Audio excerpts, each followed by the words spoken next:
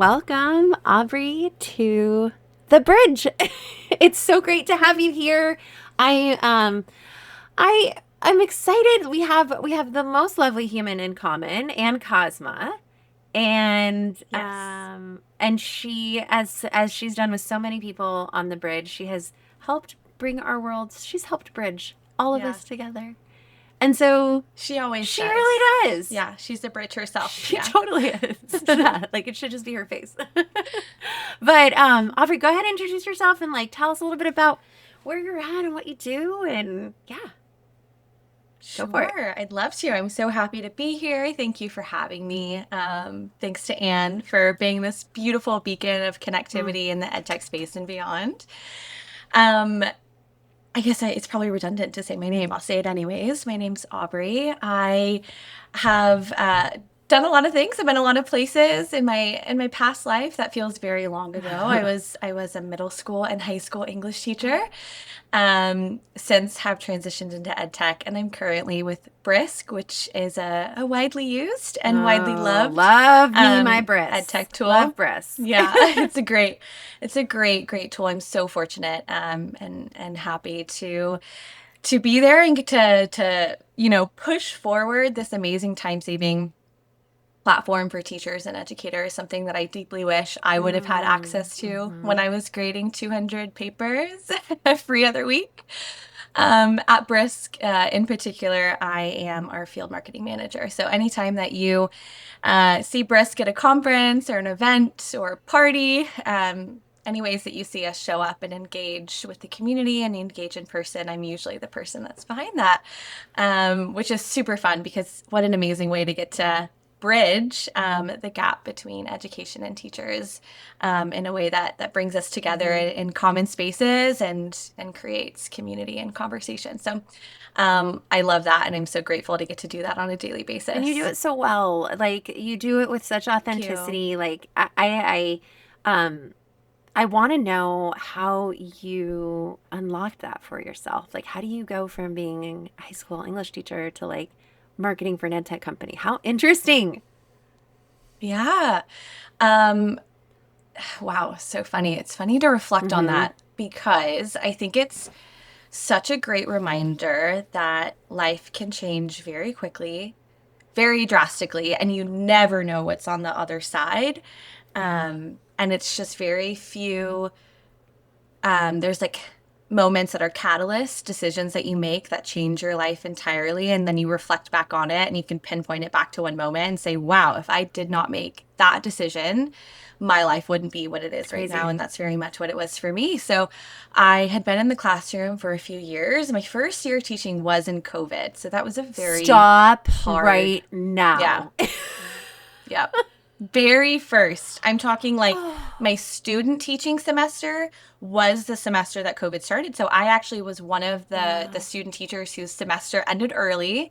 We were all given our certifications without completing those final few hours because all the schools had shut down.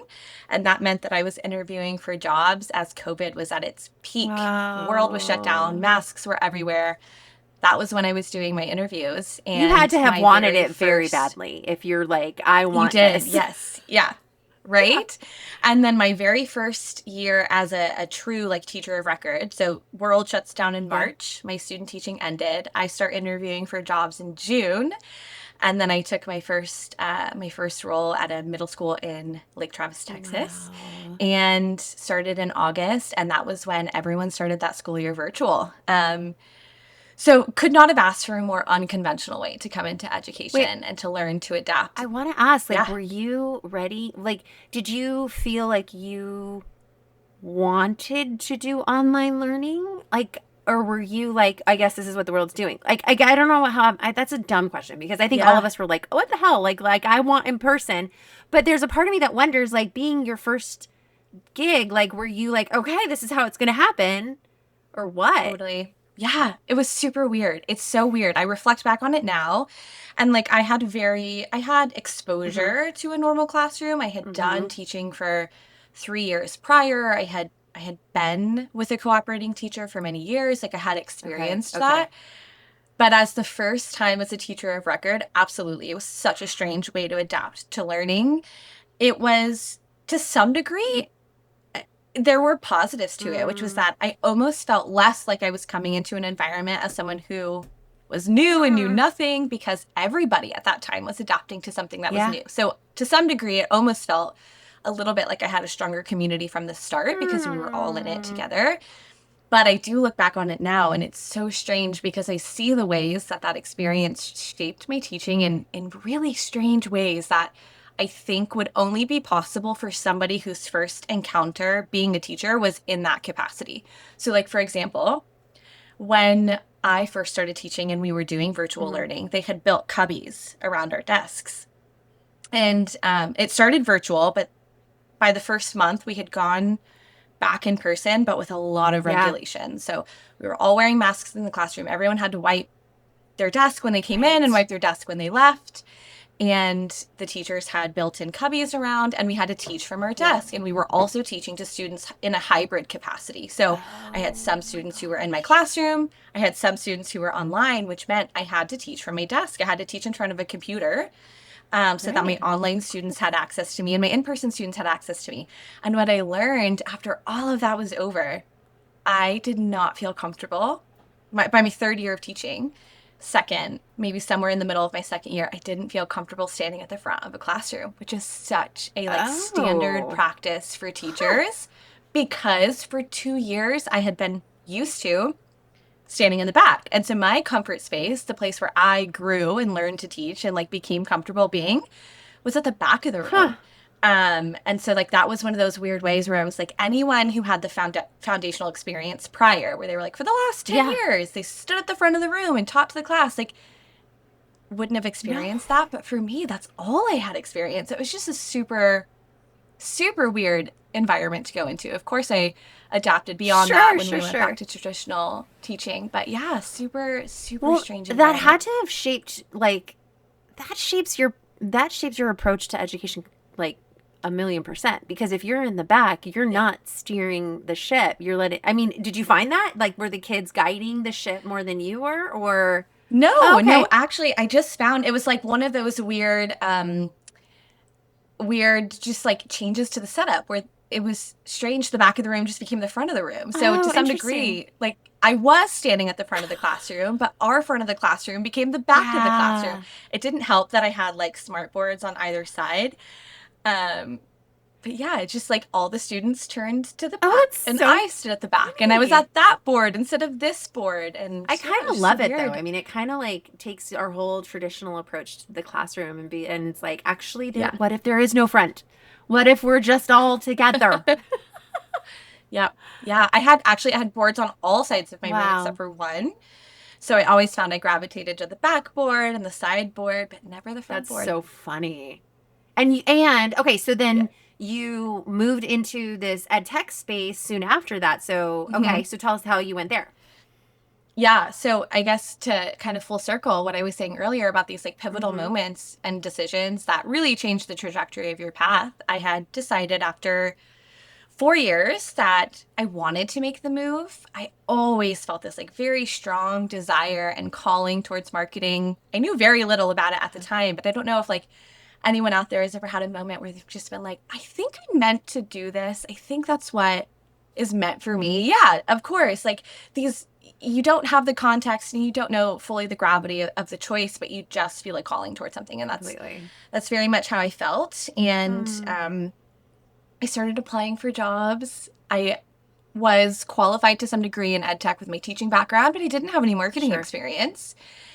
And there was a role that had posted for it was an internship at a science-based inquiry-based learning science platform, and it was for a marketing intern, which meant, of course, as someone who was 4 years deep in their career, this was actually quite a Yeah. drastic shift because I was going from someone who had the retirement account and Yes. full benefits and a salary to an intern, a part-time intern at that, actually. And I think there's always been an innate part of myself that was willing to take Mm-hmm. risks. And so at that time, I felt willing to take the risk. I knew who I was, I knew what I could offer.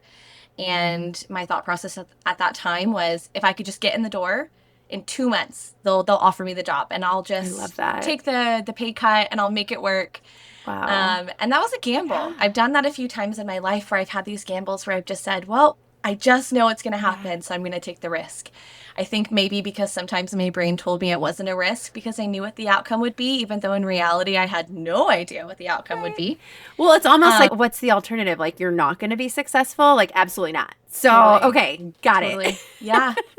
So I interviewed for the role, and I was offered the job, and then I actually said Oh, no, turned it down. This was in February. I interviewed for the role on Valentine's Day. I'll actually never forget. And I remember really deeply connecting with the person that I was interviewing, who actually became a huge mentor in my oh, life.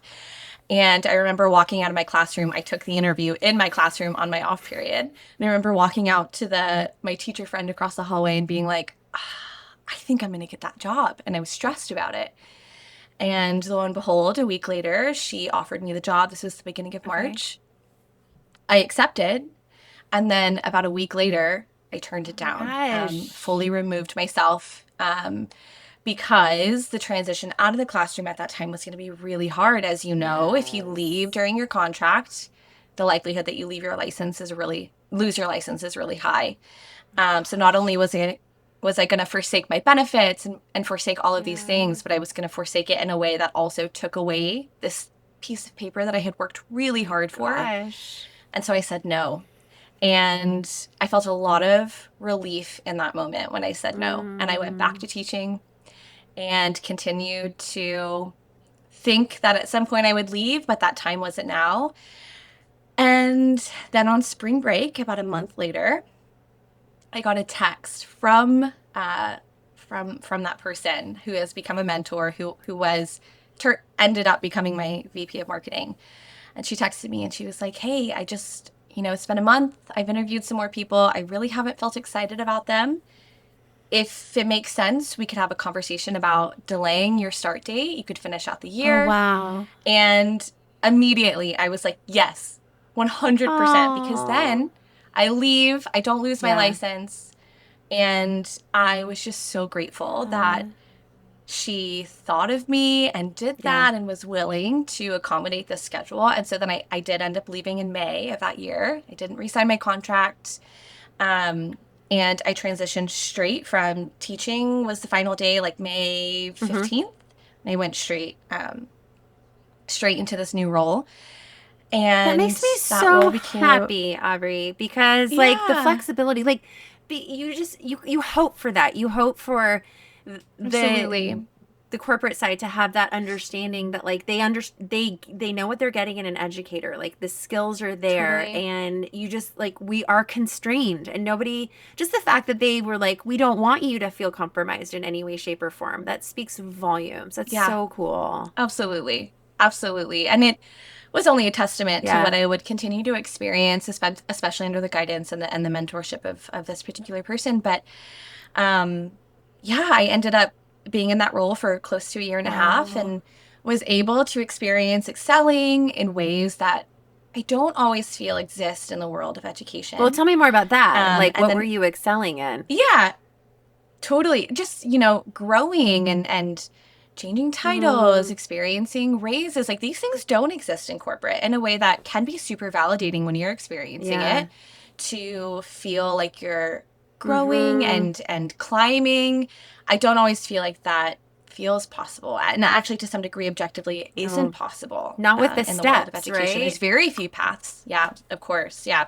It's like you can be a teacher. There's very little room for growth there. If you want to move up or climb, your paths are like coaching or administration, and beyond that, you're quite Mm, limited. And so the growth in that role took me all the way through joining Brisk, which has just been the craziest whirlwind.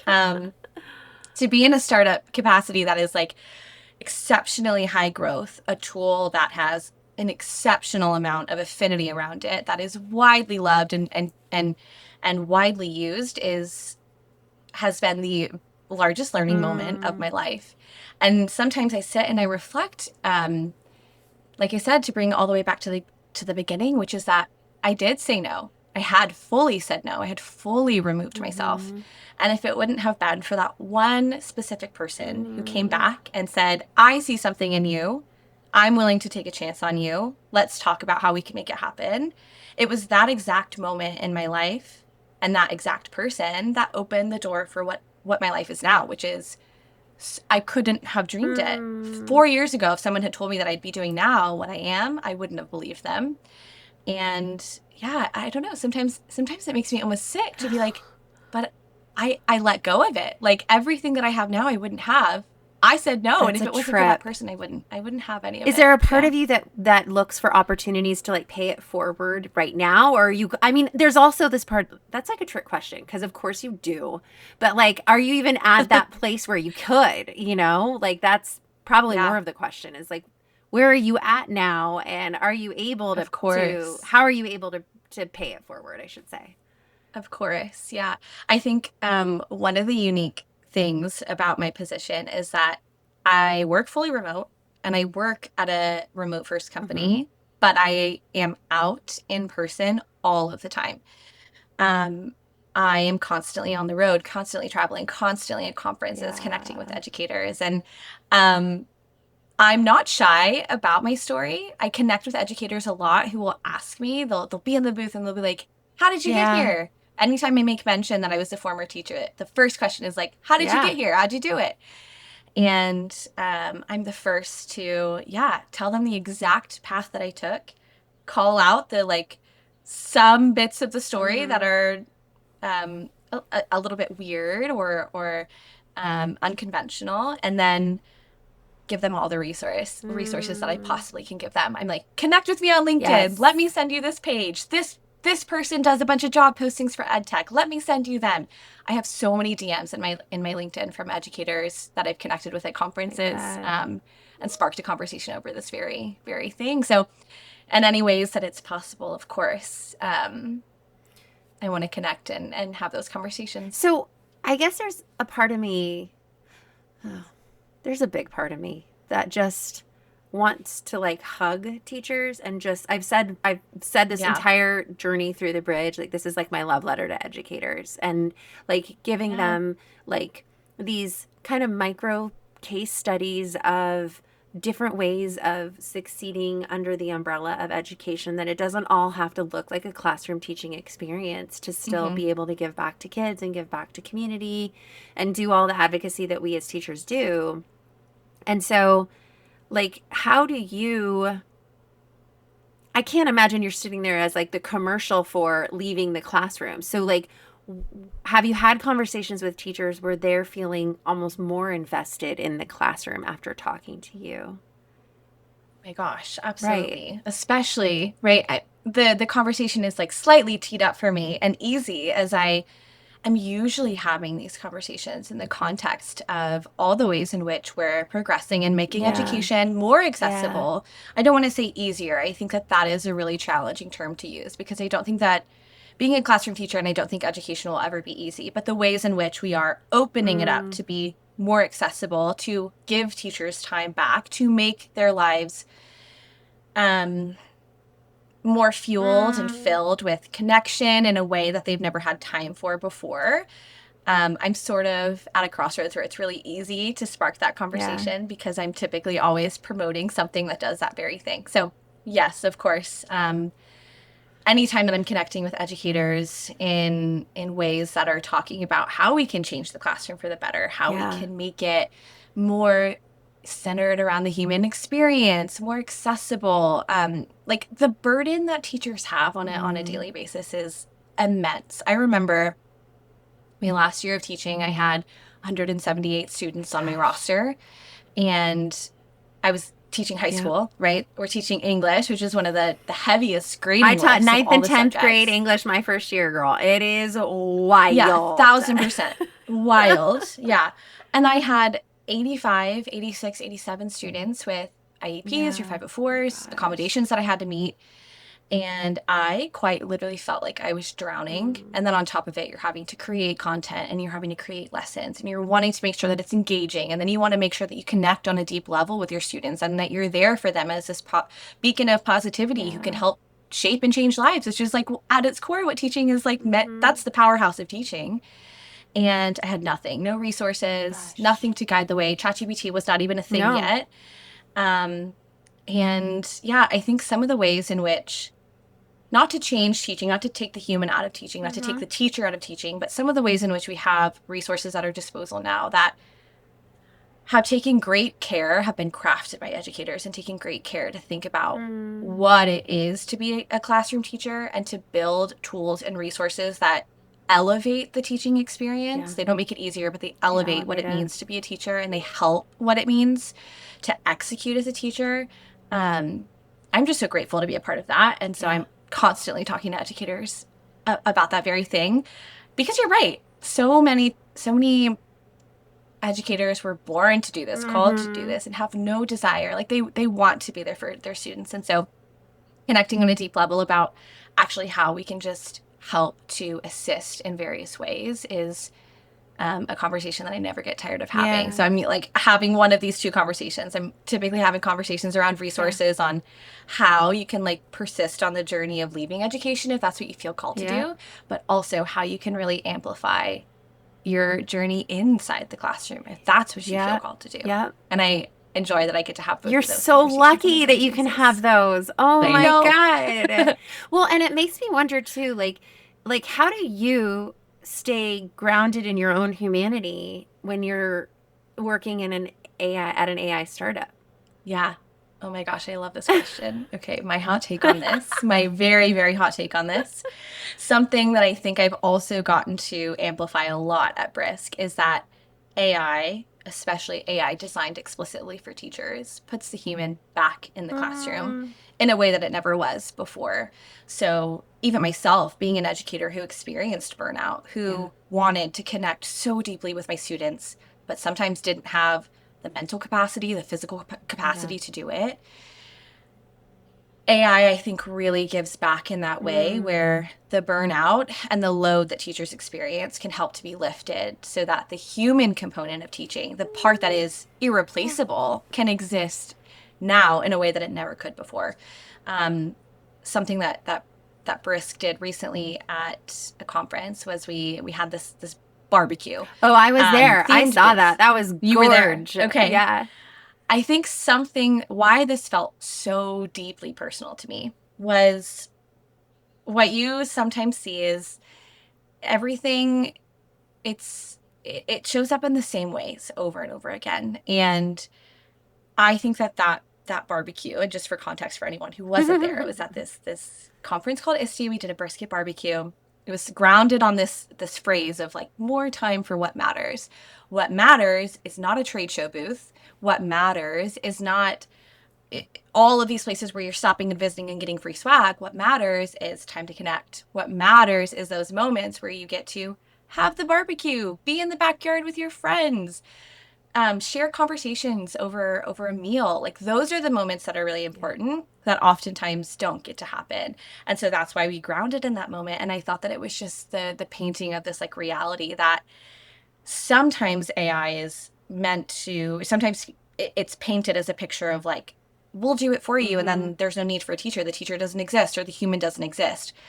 Actually, that was a reminder for me. That was a way that we like brought it out into the world. That was like, Mm, no, AI actually can help you in ways that can make your workload mm-hmm. faster, make your workload lighter, so that you can be a more present human in the I classroom, love so that it. you can have those conversations with your students, so that you can have those conversations with your teaching friends across the Yeah. door, so that you can have those magical moments that you're having a conversation with someone and you're like, that's the lesson that I want to teach. Oh my gosh, I watched this TV show and it sparked this amazing conversation for me. And now I want my students to write on it. And if I didn't have time, I never would have seen it before. I never would have thought about it before because I was just crumbling under the mountain that is the burden of education sometimes on a teacher. So I feel very passionately that actually, when used the right way Yeah. and when cultivated by the people who care very passionately about it, AI can be an incredible tool in gaining the human nature of something back. Yeah, and I think I think educators and leaders are weary of, or leery, not weary, leery of, the role of AI in all of it. And I think Yeah. the more we can build this narrative that AI can help expedite some of the systems, some of the elements of our work that Mhm. our time sucks, to give us back time to do the things that we Yeah. want to do, that we need to do, that there's great potential there. Mm. Absolutely. Yeah, guardrails are important. Yeah. We always say the 80/20 Mm. rule. We can lift 80% of the load, but Mm-hmm. 20% is that pivotal human voice Mm-hmm. that can never go away.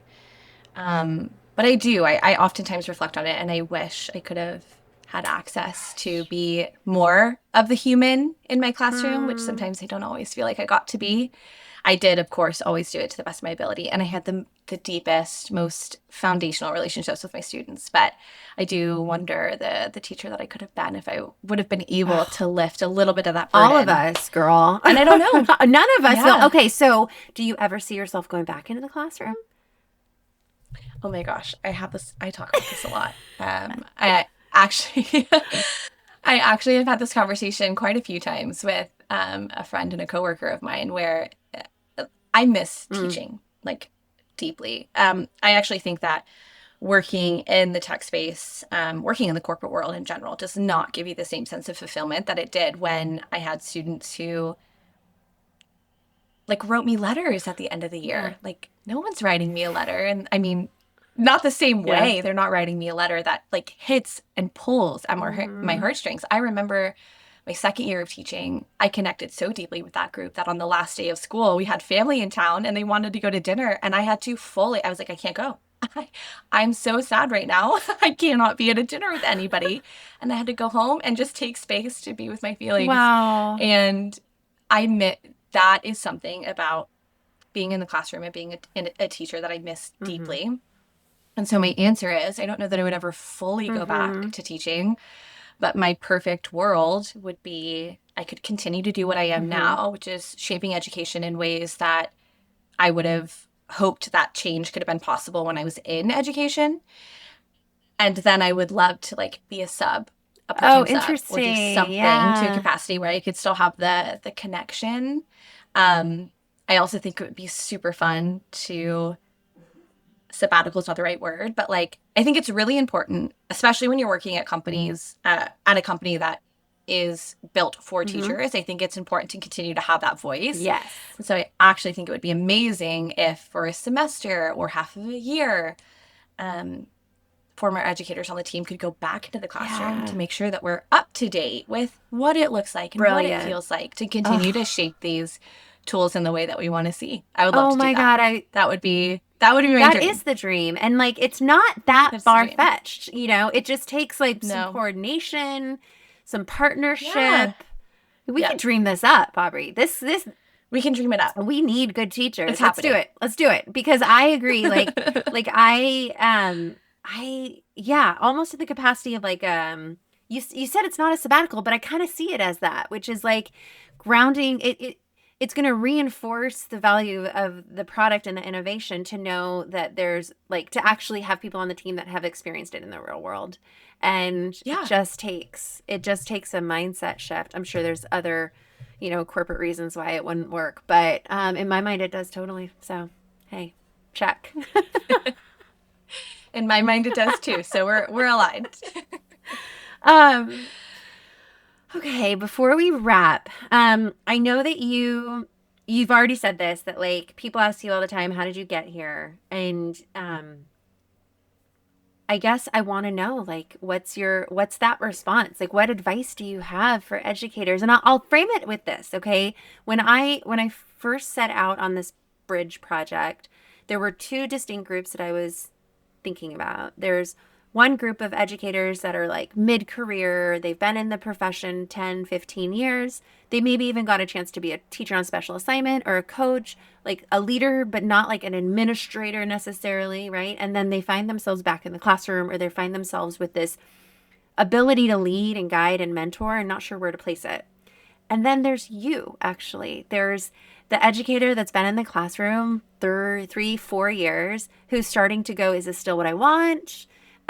This has been a tumultuous experience. Is this what I meant to do? Um, where do I go? And my thought was, if we could bridge these two groups to have conversations, like it would satisfy and help everybody. And so, given that you are one of my targets, I'm curious to know, like, how do you take your experience and offer advice or guidance to those that are coming to you from all levels of education? Because I'm sure that you have people that are like veteran teachers are like, how'd you do it? And newbies that are like, how'd you do it? So like, what's your advice? And it doesn't have to be tethered to Brisk. It can just be like surviving right now, you know?